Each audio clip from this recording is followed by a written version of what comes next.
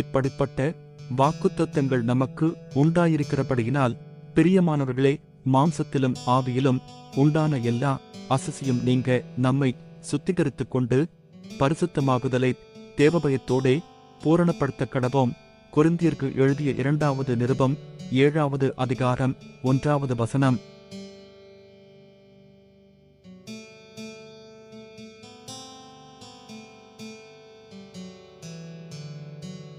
இப்படிப்பட்ட வாக்குத்தத்தங்கள் நமக்கு உண்டாயிருக்கிறபடியினால், பிரியமானவர்களே, மாம்சத்திலும் ஆவியிலும் உண்டான எல்லா அசசியும் நீங்க நம்மை சுத்திகரித்துக் கொண்டு பரிசுத்தமாகுதலை தேவபயத்தோடே பூரணப்படுத்த கடவோம்.